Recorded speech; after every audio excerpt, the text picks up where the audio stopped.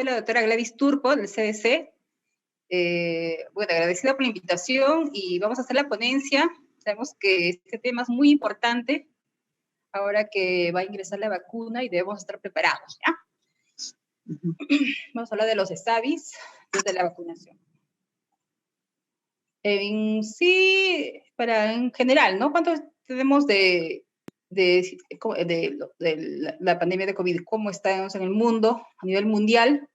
Indica que ya hay más de 95 millones de casos confirmados, 2 millones de muertes.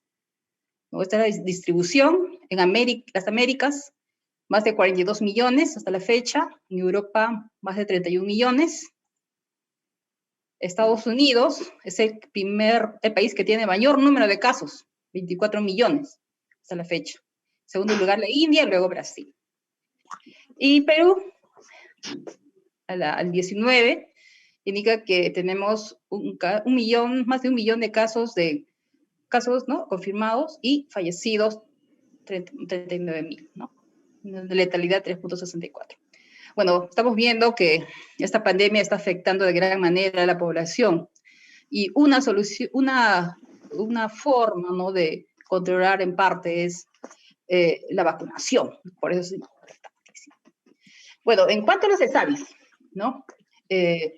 SAVIs son las iniciales, ¿no? de eventos supuestamente atribuidos a la vacunación o inmunización. Es el cuadro clínico que ocurre después de la administración de una vacuna que causa preocupación y es supuestamente atribuido a la vacunación o inmunización.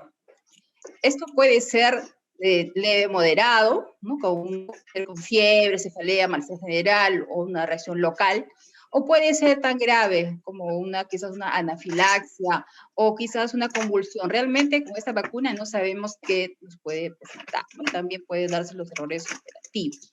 ¿Sí?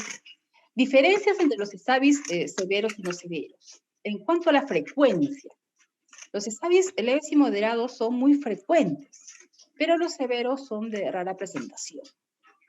Ejemplos de leves y moderados son síntomas generales como cefalea, malestar general o reacciones locales. En cambio, los severos pueden ser cuadros como convulsiones, encefalitis o anafilaxia, síndrome de enfermedad lisérotrópica o Guillain-Barré. En sí, severos indica que es un cuadro clínico que aparece posterior a una vacunación. No sabemos si es ocasionado por la vacuna o es un evento coincidente, pero hay un cuadro severo. En cuanto a la gravedad, los leves y moderados no requieren evaluaciones. Los severos sí requieren, tienen que ser hospitalizados, van a cursar quizás con discapacidad o muerte. En cuanto a la evolución, los leves y moderados se limitan espontáneamente. Sí, a veces el paciente toma un paracetamol y le pasa, ¿no? En cambio, los severos generalmente van a buscar atención al hospital, ¿sí? Se hospitalizan. En cuanto a la duración, los leves y moderados duran de 24 a 72 horas. En cambio, los severos puede ser variable, ¿no? Desde unos minutos como una reacción anafiláctica, o puede ser un trastorno neurológico que se puede presentar a los 30, 40 días. ¿Sí? Como por ejemplo con la vacuna con APO, ¿no? Que se presentaba la parálisis flácida post-vacunación, post-vacuna.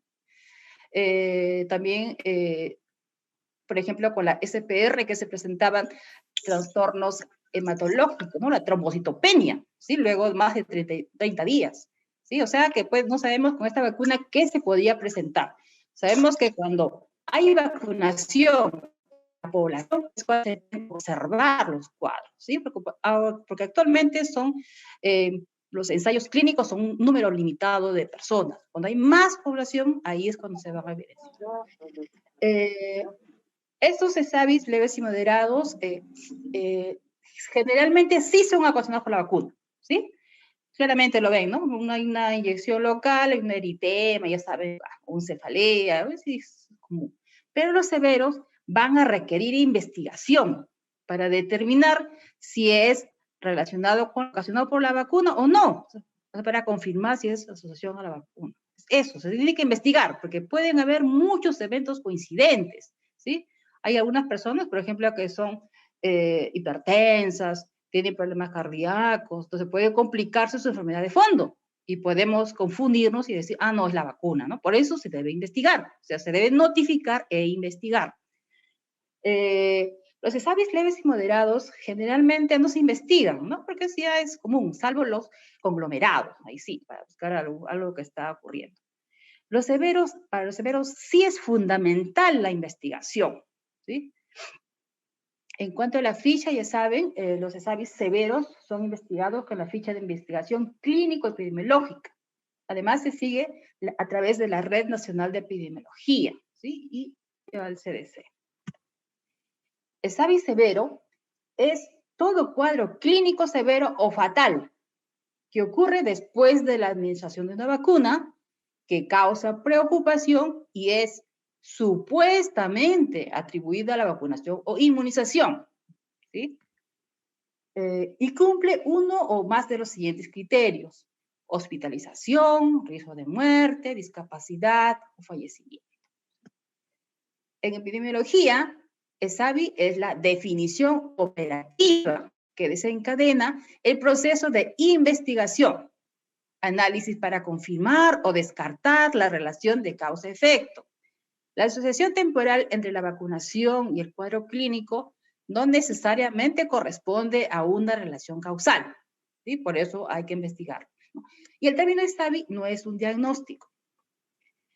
ESAVI es un evento sujeto a vigilancia epidemiológica, de notificación individual, inmediata y obligatoria, ¿sí? Estos son los ESAVI severos, obligatorios.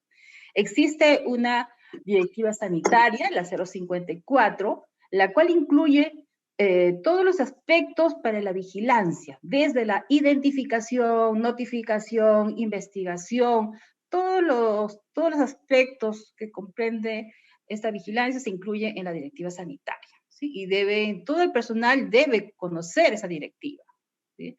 Deben socializarla. Por ejemplo, acá en la parte inferior está el link, también en la página web también está el link. Lo pueden descargar, socialicen con sus clínicos, ¿sí? En los hospitales, ¿no? Para que sepan qué consiste. Como dijimos, para el ESAVI hay una vacunación previa y un cuadro clínico, ¿no? Y el cuadro clínico es un caso de ESAVI. Este se debe investigar para confirmar o descartar que fue ocasionado por la vacuna, ¿no? O no. Y los clínicos deben buscar los posibles agentes causales, ¿sí? Nosotros sabemos, por ejemplo, si hay un cuadro de Guillain-Barré, se debe investigar y tratar de determinar cuál es el agente que lo produjo, porque a veces, por ejemplo, hemos visto que la principal causa en la misma literatura, que es el Campylobacter jejuni, puede haber algunas otras afecciones, ¿no? Por ejemplo, hay casos con debut de casos de VIH. Hay otros, por ejemplo, con algunas infecciones, por ejemplo, con... o sea, hay otras causas que nos pueden producir. Entonces, el clínico debe tratar de indagar y identificar cuál es la causa, ¿sí? Luego de la investigación, se va a determinar si el caso es un evento coincidente, está relacionado con un error en la inmunización, o sea, un error operativo, está relacionado a la vacuna o por una propiedad inherente, está relacionada tal vez por la ansiedad a la inmunización, ¿no? Es lo que se observa en los adolescentes, ¿no? Cuando la vacuna con vacuna VPH, ellas presentan sus síncopes, ¿no? Pierden el conocimiento y a veces se desmayan aún sin haber recibido la vacuna, ¿no? Por eso la OMS ha incluido esta clasificación más, ¿no? Relacionada a la ansiedad. Y el otro es relacionado con defectos de la calidad de la vacuna. Lo principal en los casos de ESAVIS es la atención del paciente, ¿no? Todo caso debe ser atendido de la mejor manera en cualquier establecimiento de salud. Este paciente debe tener la atención preferente, ¿no? O sea, que no hay que decirle, ay, espere su turno, ¿no? Este pacientito, si es que saben que este paciente indica que había un antecedente vacunal, el pacientito debe ser atendido lo más pronto posible. Debe tener su evaluación clínica y el manejo es según el cuadro clínico que tenga el paciente. Si el paciente está convulsionando el clínico ya sabe que está comiendo que le dan, ¿sí? Su anticonvulsivante, ¿no? Si el paciente quizás está con una hipotensión, está chocado, le pondrá su líquido a chorro. O sea, el manejo clínico es según el cuadro clínico, ¿no? Y el médico tratante lo debe manejar. Debe existir una comunicación fluida, ¿no? Entre la madre o con la madre o tutor, ¿no? Porque a veces nos callamos y el familiar duda y va a querer quejarse, ¿no? Sí, debe comunicarse, ¿no? Informarle al familiar. Y debe de ser necesario, se puede referir, ¿sí? A veces el nivel de complejidad del establecimiento no puede, ¿no? Atender, entonces se debe hacer la referencia. Y siempre es importante que se debe hacer reconocimiento al jefe del establecimiento para que se garantice la atención de ese caso. En cuanto a la identificación, en el establecimiento de salud puede ser identificado en cualquier área. Nos puede llegar a emergencia un paciente o podemos identificarlo al paciente estando hospitalizado, ¿no? Como se dijo, puede ser un paciente que viene con trastorno neurológico, pero al momento de hacer la historia clínica, ¿no? Indagan y ven que, por ejemplo, hace 10 días, 15 días había recibido la vacuna. Entonces, deben investigarse, ¿sí? Asimismo, también puede identificarse en consultorio externo, en UCI, y lo puede identificar cualquier personal de salud, ¿sí? A ver, por favor, ¿quién tiene su micro prendido? Por favor, que apaguen su micro. Cualquier personal de salud puede identificarlo, ¿sí? Puede ser la misma enfermera, puede ser la nutricionista, puede ser el que hace farmacovigilancia, cualquiera puede identificarlo. El paciente está hospitalizado, se entera, inmediatamente comunica a epidemiología, ¿no? Para que se notifique y se investigue. Esos casos también pueden ser identificados a nivel de la comunidad o a través de la vigilancia de rumores. ¿Sí? A veces estos rumores nos pueden llevar a crisis si no se investiga. Hay casos, nosotros hemos visto casos, por ejemplo, acá en Lima, ¿no? En Lima, una de las DIRIs de Lima, indican que estuvieron realizando una campaña de vacunación. Hubo un grupo de una zona que no querían vacunarse porque indicaban que no querían presentar un cuadro como un niño de la zona. Entonces, y que había sido por la vacuna. ¿Ves? Y el personal no sabía qué había ocurrido. Entonces han investigado y realmente había paciente hospitalizado y también, de todas maneras, ¿no? Se investigó y totalmente fue coincidente, ¿no? Pero de todas maneras, sí, hay rumores que muchas veces nos pueden generar crisis, ¿no? Y se debe investigar. Cualquier personal que identifica un caso de salud debe comunicar a la oficina de epidemiología del establecimiento para su notificación e ingreso al sistema de vigilancia epidemiológica. El profesional médico llena la ficha de investigación y la remite a la oficina de epidemiología, ¿sí? Y la oficina de epidemiología o el servicio de inteligencia sanitaria hace control de calidad de la ficha, ¿no? Llena las variables quizás que no estaban completas y les envía a la DIRES Jerez. La notificación determina el inicio del proceso de la investigación de caso de salud.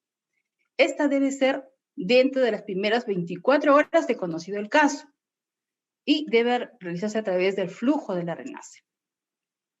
La investigación tiene la finalidad de determinar si el cuadro clínico fue ocasionado por la vacuna. ¿Sí? Y esto gira en torno a dos aspectos principales. La parte clínica, ¿no? Del caso de la situación del paciente, que la realiza el médico tratante. Y la otra parte es la investigación de campo, que se va a realizar en otras diferentes, ¿no? De esos varios aspectos. En cuanto a la clínica del paciente, el médico, ¿no? Va a determinar ahí su cuadro clínico, sus antecedentes, sus diagnósticos diferenciales, si hubo antecedentes de vacunas, ¿no? En la investigación de campo, ahí van a tener que, va a generar con la DIRESA, en conjunto con la DIRESA, va a tener que determinar, ir a investigar, entrevistar, ¿no? El vacunatorio, quizás que identificar el lote de vacuna, cuántos fueron vacunados, todos esos aspectos. La historia clínica también van a tener que llegar a buscarla, las visitas domiciliares de seguimiento también. En sí, toda esta investigación es un trabajo en equipo, ¿no? Son de varias personas. Por ejemplo, hay el clínico que está manejando el paciente, ¿no? El clínico va a tener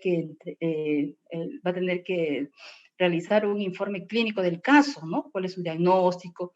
¿Cuál es su impresión, ¿no? El diagnóstico, su tratamiento, qué exámenes, cuál es su plan. Entonces, ese informe, epidemiología lo va a consolidar con otro informe, ¿no? Va a complementar con los otros. Ahí también va a apoyar, ¿no? Hasta el personal de farmacovigilancia, ¿sí? Quizás si el paciente fue vacunado en ese establecimiento, verán cuántas otras personas han sido vacunadas, verán qué lote, ¿no? También la encargada de inmunizaciones está implicada. Y en sí, el trabajo, como se dice, todo se complementa, con tal de identificar lo más pronto posible el diagnóstico, ¿no? Hasta el de laboratorio, ¿no? Se tienen que correr los exámenes, por ejemplo, indicarán, este pacientito necesita un estudio de, por ejemplo, un examen, digamos que necesita una punción lumbar, entonces inmediatamente ya estarán coordinando con un neurólogo, quizás para que se envíe la muestra, quizás a otro laboratorio que se envía al INS, entonces debe coordinarse, todo debe estar articulado para que se realicen los exámenes. Y esta investigación debe iniciarse las primeras 48 horas y tienen que estar investigando. O sea que no se les pide que ya esté todo concluido las 48 horas, sino que ya están investigando y la información que tengan en ese momento ya se tiene que estar consolidando en un informe inicial. ¿Sí? Los pasos de la investigación se encuentran en la directiva sanitaria, ¿no? En general es una investigación clínica y la investigación de caso. Como se dijo, la investigación clínica la realiza el médico tratante durante la atención del paciente. Ahí se van a incluir los antecedentes generales de inmunización, antecedentes patológicos, familiares, ¿no? Y ese dato es importante. Ahora que dentro de nuestros grupos de vacunados son pacientes con comorbilidades, entonces vamos a ver si tiene patologías, qué medicamentos toma, también clínico.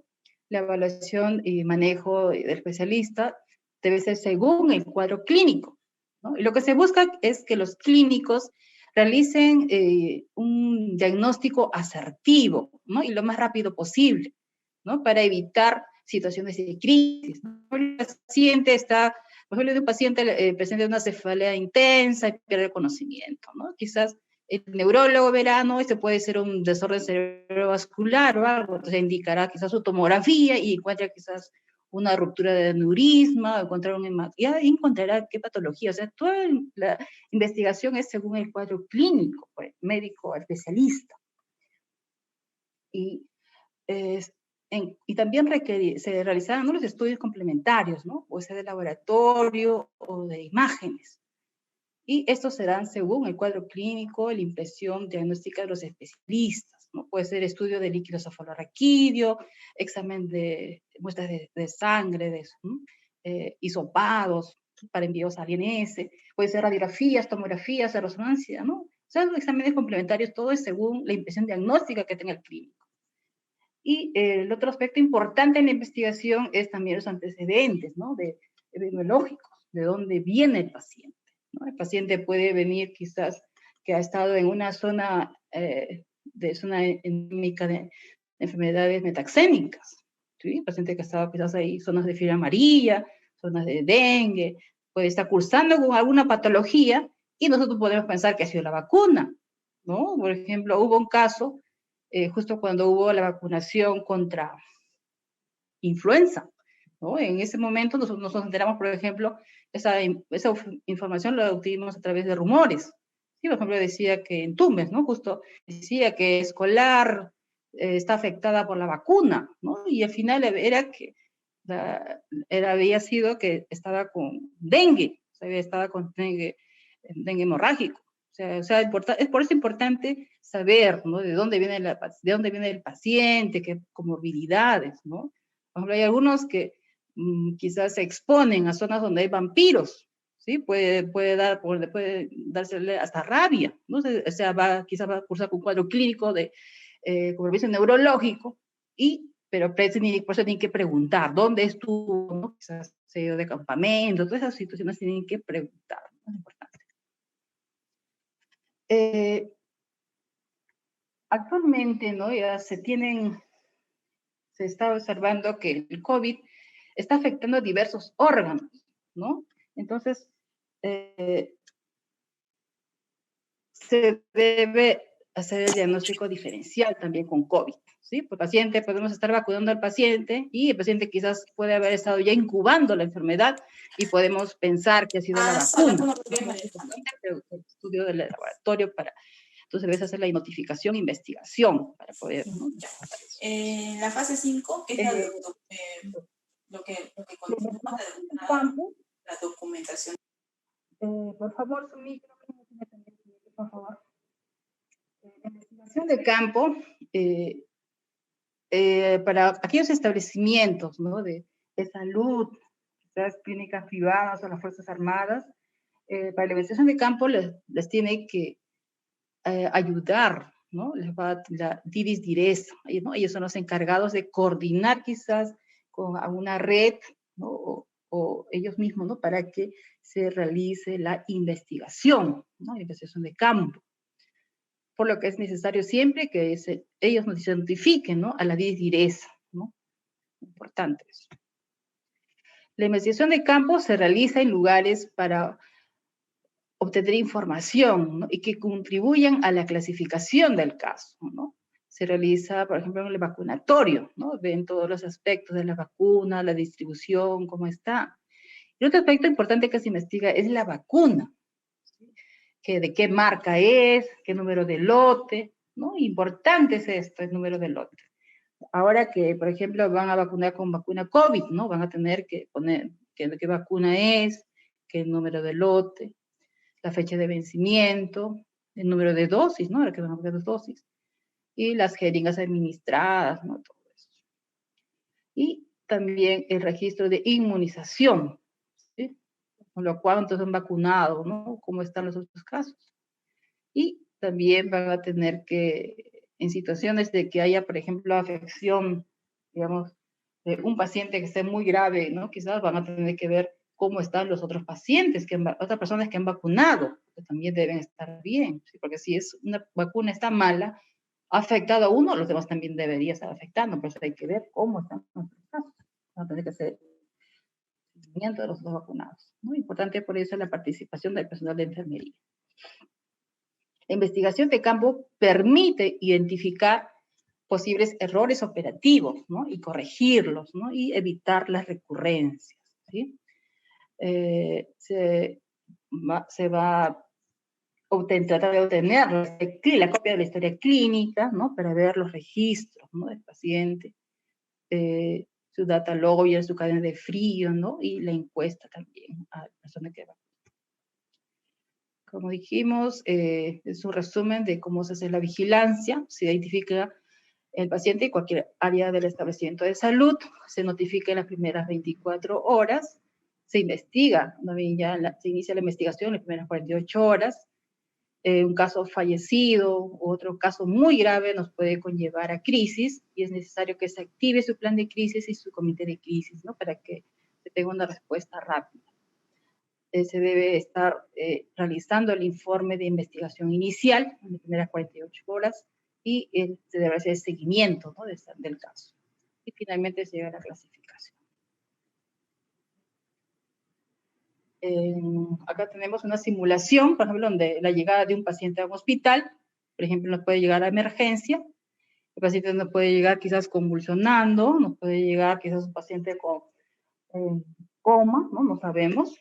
Nos puede llegar un paciente quizás con una dificultad respiratoria, como edema de glotis, puede venir ese paciente muy, muy grave, ¿no? O sea, no sabemos, o sea, nos llega a emergencia cualquier paciente. Entonces, el médico verá, ¿no? Es su paciente según qué nivel de prioridad es, ¿no? Es ABC, y según el manejo clínico, ¿no? Según eso clínico te van a manejar. Pero cuando se identifica que existe un antecedente vacunal, se deberá comunicar inmediatamente a epidemiología, ¿no? Para que se realice la notificación y se inicie la investigación.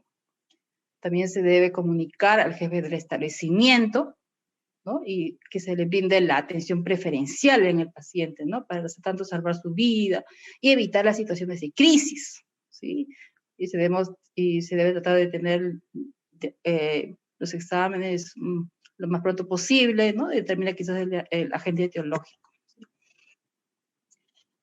Como se dijo, en hospital el paciente debe tener una atención prioritaria, ¿no? Es preferible ver su situación, quizás de tratar de asegurarlo, ¿no? Si el paciente no se encuentra el CIS, ¿no? Que irse al CIS para que se le garantice la atención. ¿Sí? Es importante el paciente, conforme está hospitalizado, quizás variarán sus diagnósticos, ¿no? Según el avance de la investigación clínica, ¿no?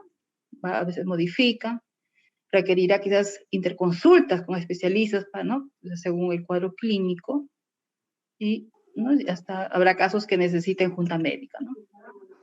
¿Cuáles son las actividades que se realizan, ¿no? En el equipo de salud ante un caso de SAVI? Apaguen su micro, por favor, apaguen su micro. ¿Cuáles son las actividades que se realizan, ¿no? ¿Qué realiza el equipo en el establecimiento? Primero se ve el nivel de aseguramiento para tratar de que se garantice, ¿no? Su atención.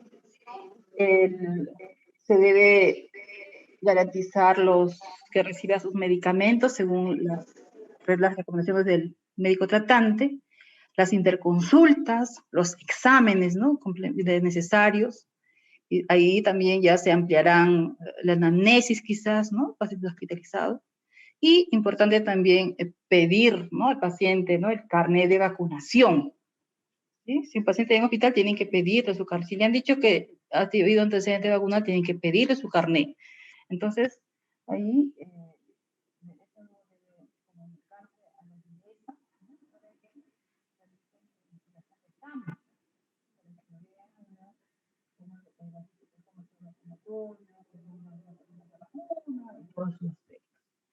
también el epidemiólogo deberá coordinar con el médico tratante para que le proporcione un informe clínico del caso, ¿no? El cual lo complementará, ¿no? Y enviará el informe. Asimismo, ¿no? El personal de epidemiología, ¿no? Deberá coordinar quizás con laboratorio para que se agilicen, ¿no? Se coordinen los exámenes, se agilicen la realización de exámenes y se envíen quizás según al INS, ¿no? Según sea necesario, ¿no? O con el laboratorio regional. ¿Sí? Es importante. También ahí el personal de epidemiología, ¿no? Deberá estar consolidando ya, ¿no? Los informes, ¿no? Los informes según el avance de la investigación, quizás ampliación de anamnesis, resultados de juntas médicas y todo eso debe estar consolidando esa información. Asimismo, deberá estar coordinando también la obtención de la copia de la historia clínica. Como sabemos, toda investigación de caso tiene un expediente de caso, ¿no? Y se debe reunir todos estos documentos. Algunos aspectos de importancia en la seguridad de vacunas. Anafilaxia. Más nada, eso se ha visto con la vacuna de Pfizer, ¿no? Esa vacuna no la vamos a emplear, ¿no? Por ejemplo, la vacuna de Pfizer, una vacuna que tiene una tasa de presentación de 11 por millón de dosis, a diferencia de influenza, ¿no? Influenza es 1.2 por millón de dosis, ¿no? O sea, realmente es más de 10 veces realmente la Pfizer. Eso no se va a aplicar en el Perú todavía. Bueno, para estos casos de anafilaxia es importante que los clínicos tengan una definición para que sea homogénea. Por ejemplo, estos son los criterios de Brighton, ¿no? Estos son los niveles de certeza, ¿no? La anafilaxia es un síndrome clínico que se caracteriza por una aparición repentina y progresión rápida de los signos y síntomas y compromiso de múltiples sistemas orgánicos, ¿no? Más de 2 a medida que avanza, ¿no? Nivel de certeza 1 es cuando hay mayor o igual a un criterio dermatológico y un criterio cardiovascular, ¿no? Y otro criterio respiratorio mayor, ¿no? Y nivel de certeza 2 es, bueno, como acá hay varios criterios, ¿no? Hay nivel de certeza 1, 2 y 3. Vamos a indicarle cuáles son los criterios mayores y menores. En cuanto a los criterios mayores del caso de anafilaxia, ¿no? Principalmente cuando dermatológico urticaria generalizada o eritema generalizado, angioedema localizado o generalizado, prurito generalizado con erupción cutánea. Otro criterio mayor es el cardiovascular, ¿no? Puede haber hipotensión, ¿no? Es medida. Diagnóstico clínico de shock descompensado, puede haber taquicardia, llenado capilar mayor de 3 segundos, nivel reducido de conciencia, ¿no? Pérdida de conciencia, puede ser. Otro criterio mayor es el respiratorio, ¿no? Puede haber sibilancia bilateral, broncoespasmo, estridor, hinchazón, ¿no? Estos son los criterios mayores, ¿no? Por ejemplo, todo paciente que tiene anafilaxia se debería tener. Entonces, como le digo, 1, 2 más. Entre los criterios menores están los dermatológicos o mucosos, prurito generalizado, sensación generalizada de prurito, urticaria localizada en el sitio de inyección, cardiovasculares, circulación periférica reducida, taquicardia, tiempo de llenado capilar mayor de 3 segundos, sin hipotensión. Esos son criterios menores, ¿no? Respiratorios, tos seca, tos, voz ronca, ¿no? O sea, el diagnóstico en sí es más que nada la combinación, como se dijo, ¿no? O sea, de los criterios mayores, ¿no? Nivel de certeza 1 es que ustedes ya definitivamente se dicen que es anafilaxia, ¿no? Mayor o 1 criterio dermatológico y criterio cardiovascular, ¿no? Y eso es importante por eso. Dermatológico, principal y cardiovascular. Lesiones post-administración de vacunas, celulitis versus reacciones locales, ¿no? Tenemos experiencia muchas veces para que puedan diferenciar en que si es una celulitis o una reacción local por la vacuna, ¿sí? Vamos a ver. Bueno, hice una tablita, uy, se va a acabar ahí, un ratito.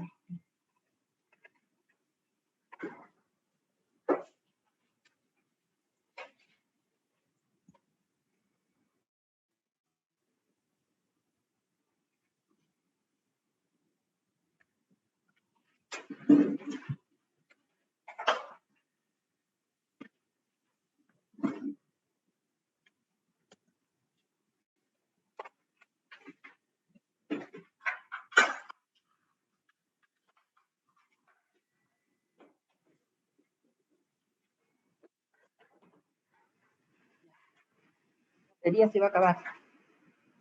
Diferencias entre reacciones locales extensas versus celulitis.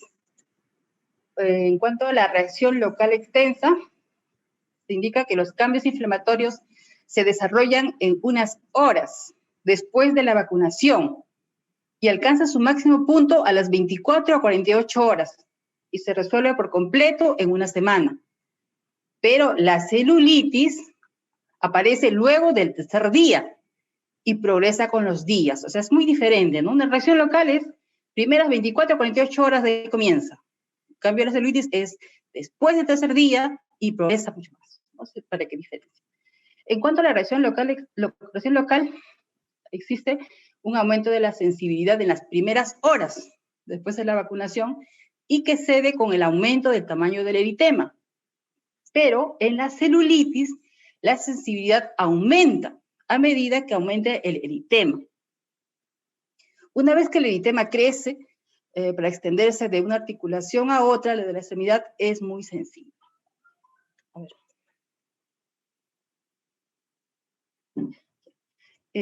Miren, el doctor Washington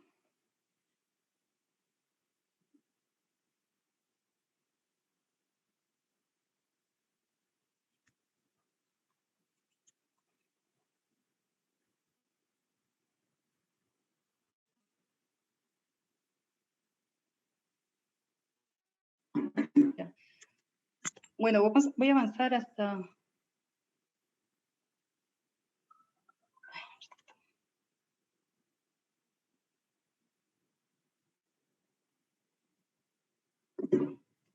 Bueno, vamos a... Ya estamos indicando las diferencias. En cuanto a la celulitis, la sensibilidad aumenta a medida que aumenta el eritema. Una vez que el eritema crece para extenderse de una articulación a otra con otras actividades sensibles. La reacción local extensa no está asociada a toxicidad sistémica. puede tener fiebre leve en las primeras 24 horas que cede. Pero en la celulitis suele acompañarse de fiebre alta y persiste con malestar letargo. En cuanto a la reacción local extensa, puede presentar linfadenopatía regional y es generalmente no agradable. Pero en la celulitis puede estar asociado por linfagitis, ¿no? Seguimiento de eritema a lo largo del vaso linfático, doloroso sensible. Y linfadenopatía regional no dolorosa. En cuanto a la reacción local extensa, puede presentarse, es poco común la disminución del rango de movimiento de la extremidad afectada. Pero en la celulitis es común la disminución del rango de movimiento de la extremidad afectada. En cuanto al manejo de la reacción local, se indica que es adecuado, ¿no? Suficiente la analgesia y compresas frías, ¿no? Mover la extremidad estimula el drenaje linfático y previene la rigidez articular, y no se debe usar cabestrillo en el brazo. Pero en cambio en la celulitis se requieren antiinflamatorios, antibióticos, ¿no? Y estudios de ser necesarios. En cuanto a características de las reacciones locales, esas pueden ser leves, son leves cuando el dolor es, en cuanto al dolor, ¿no? Es leve cuando es tolerable. Es moderado cuando interfiere en la actividad, ¿no? Y es severo ya cuando es incapacitante. En cuanto a la sensibilidad, es leve cuando hay malestar a la palpación, es moderado cuando hay malestar al movimiento y es severo cuando hay malestar en reposo. En cuanto a las dimensiones, ¿no? Un eritema, enrojecimiento es leve cuando es de 2.5 a 5 centímetros. Es moderado cuando tiene de 5.1 a 10 centímetros, ¿no? Y cuando es más de 10 centímetros es severo. En cuanto a la induración, también es similar en cuanto a las dimensiones, ¿no? Leve de 2.5 a 5 centímetros, moderado de 5.1 a 10, severo de mayor de 10. Y en cuanto a la limitación del movimiento del brazo, es leve cuando existe cierta limitación al movimiento, es moderado cuando puede elevar el brazo encima del hombro, pero no llega a la cabeza, ¿sí? Y es limitación severa cuando es incapaz de elevar el brazo por encima del hombro, ¿no? Estas características son importantes para que puedan diferenciar, ¿no? Porque a veces dicen, ¿qué es? ¿Eso es severo? ¿Notifico? ¿No notifico? ¿No? O sea, lo importante es que notifique más que nada los severos. Porque si van a notificar severos, tienen que ser lo que está acá de grado severo, ¿no? Los otros serían leve o moderado, ¿sí? Bueno, vamos a...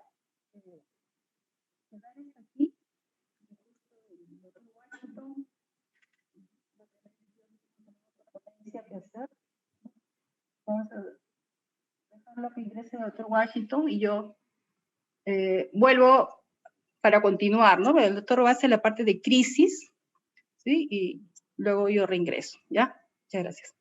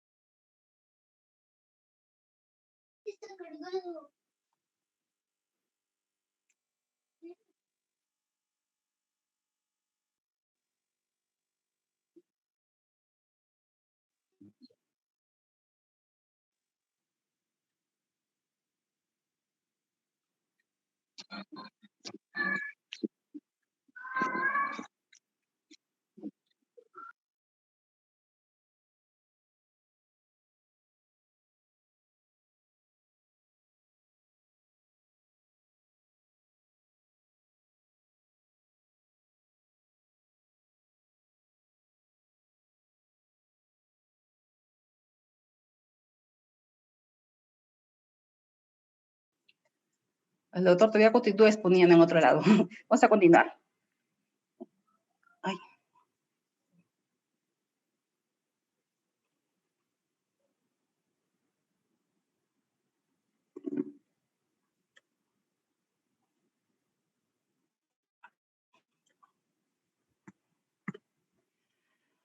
Otro aspecto importante es que reconozcan y diferencien, ¿no? ¿Qué es un síncope de una anafilaxia? ¿No? Puede haber confusión y nosotros nos asustamos, ¿sí? Por eso hay que diferenciar. Hemos visto que ha habido confusión. En cuanto al síncope, en cuanto a la edad típica de presentación, ¿no? El síncope se da en mayores de 3 años y es más frecuente en adolescentes o adultos jóvenes del sexo femenino. La anafilaxia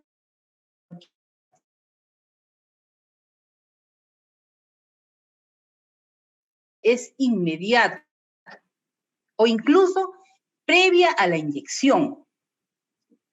En cuanto a la anafilaxia, es en los primeros 30 minutos tras la inyección. En cuanto a antecedentes, en el síncope existe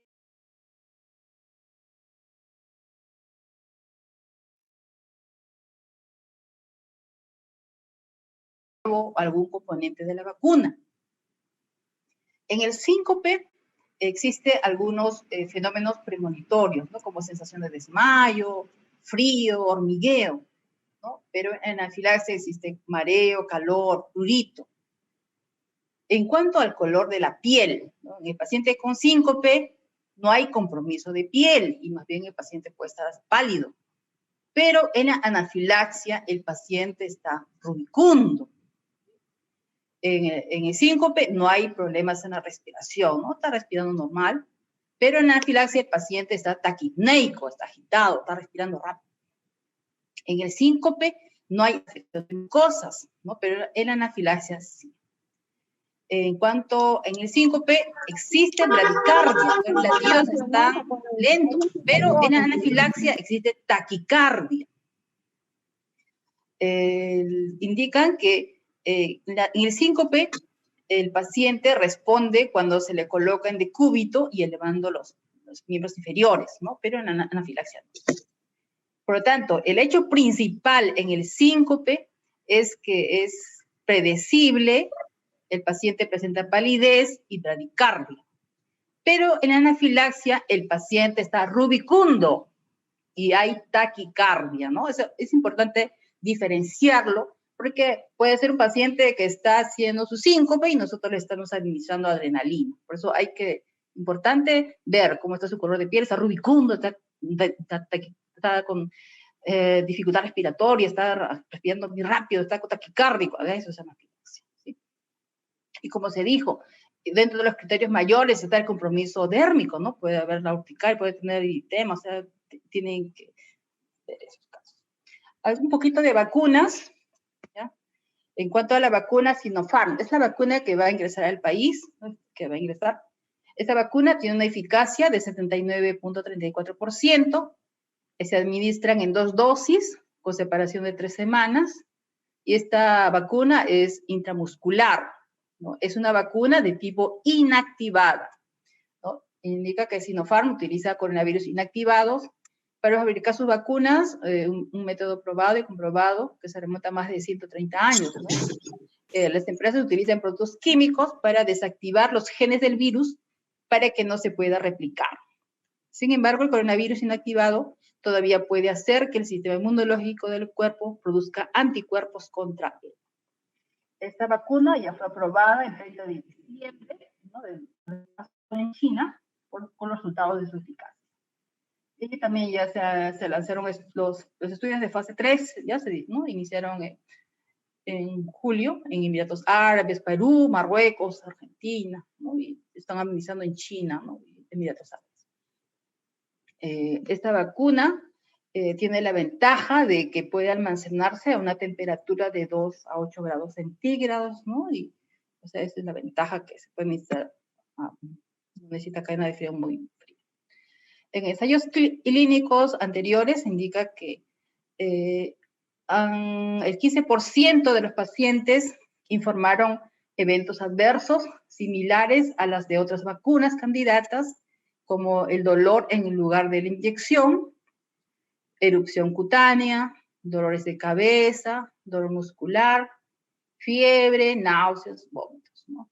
Y hay pocos datos disponibles sobre la segunda vacuna, elaborada en colaboración con el Instituto de Productos Biológicos de Lima. Bueno, el 4 de enero es una publicación no oficial, ¿no? Salieron algunas reacciones locales, indica, por ejemplo, rubor, hinchazón, que era común, reacciones adversas sistémicas, como dolor de cabeza, mayor de 10%, se indica, y otras, ¿no? Poco frecuentes, mareos, pérdida de apetito, vómito, pero en sí son, según como indica, ¿no? Síntomas, no es propiamente, es una información no oficial. En cuanto a la vacuna de Oxford, esta vacuna tiene una eficacia del 62 al 90%, dependiendo de la dosis. Se administra también en 2 dosis, con una diferencia de 4 semanas. Es una vacuna también intramuscular y también puede almacenarse en un refrigerador a temperatura de 2 a 8, ¿no? Durante al menos 6 meses.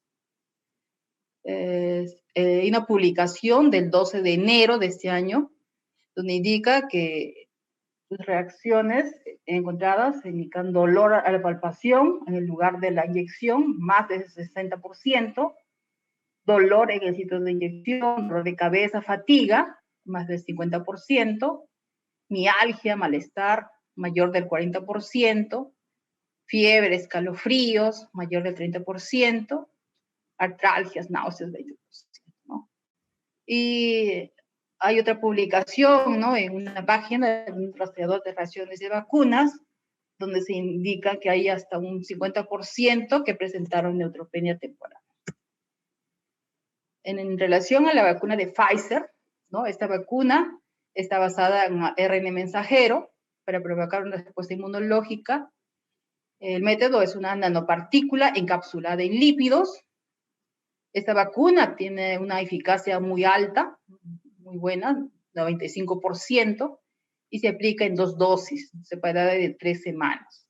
Esta vacuna también es intramuscular y se almacena en un congelador a menos 70 grados centígrados, ¿no? Es la ventaja que no se puede mantener a temperatura más baja.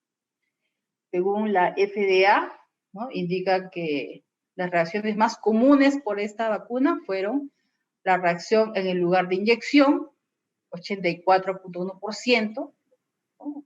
Fatiga, 62.9%, dolor de cabeza, 55%, dolor muscular, 38%, ¿no? La vacuna, se indica que esta vacuna es similar al la vacuna para la gripe, un dolor muscular, ¿no? Se describe también que hubieron 4 casos de parálisis de Bell, 29 reacciones anafilácticas, 4 presentaron parálisis de Bell, 29 reacciones anafilácticas a la vacuna. ¿Para qué? ¿Qué parte o todo el cuerpo? Ya, bueno, acá hay otras, algunas, lo puse, algunas, es preparación de los servicios para vigilancia de SAVI, en fase de, ¿no?, de introducción de la vacuna. Debería haber un monitoreo estricto, ¿no?, del reporte consolidado diario. O sea, cuando ingrese la vacuna, se va a establecer la notificación diaria de donde se esté vacunando. Van a tener que reportar, ¿no? Digamos, no tengo ningún SAVI, si tengo un SAVI van a tener que reportar, o sea, los que están vacunando. ¿Sí? Va a haber un monitoreo estricto de los hospitales que estén vacunando.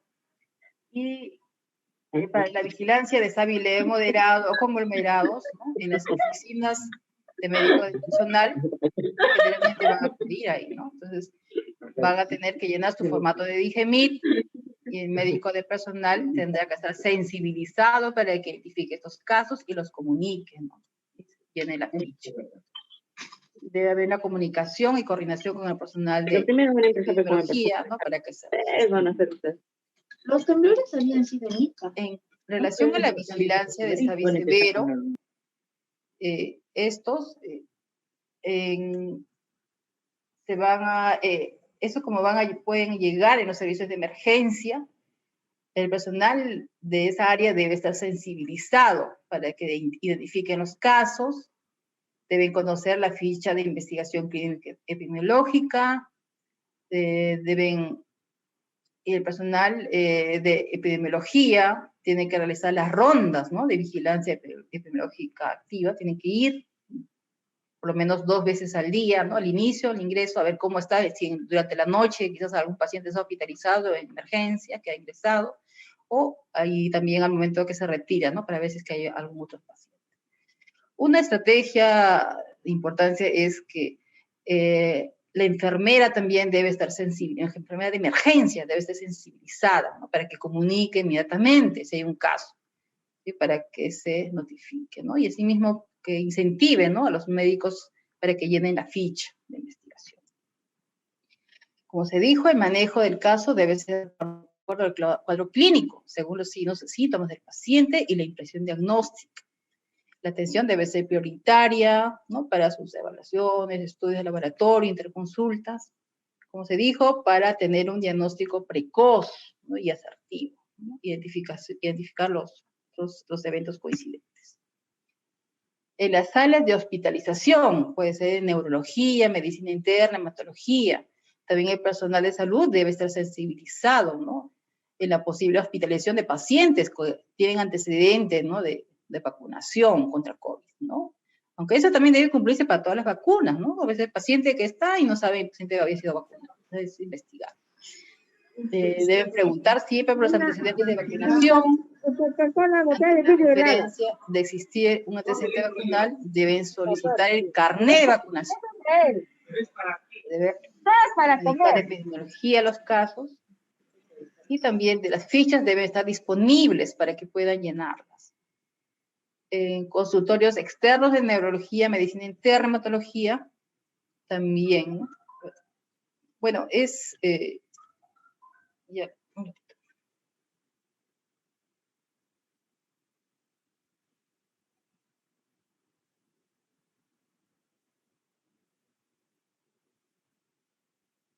Ya.